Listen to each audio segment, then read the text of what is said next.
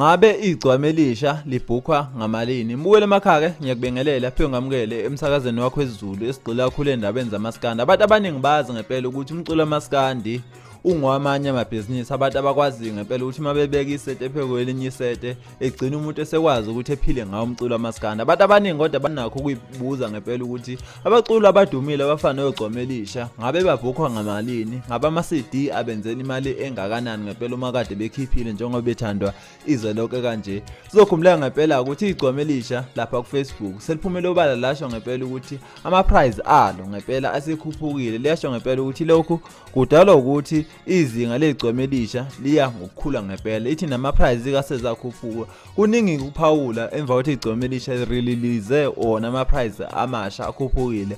Ngokusho igcwame elisha lithe ungumayima sekubiza u45,000 ngeperformance. Ungumayima ke ilokhu ukuthi ingoma idlale ezipikheni wena unyakazise umlomo nezandla kuphela unganzi lutho.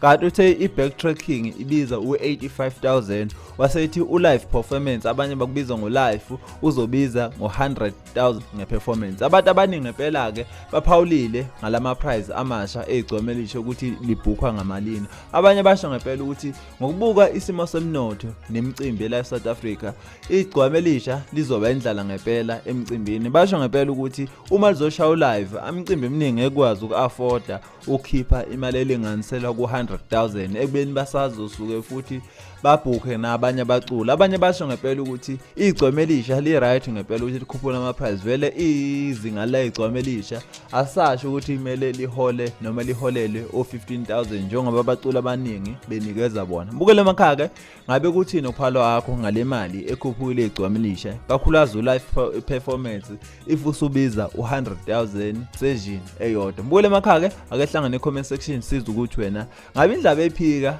uyibona ngempela yenze kahle nokuthi ikhuphula ama prize kangaka. Mbukele emakhaya ke akehlangane comment section kwesimanzonzo indaba ayipheli futhi asoze zaphela. Akehlangane ngokuzayo. Siyabonga.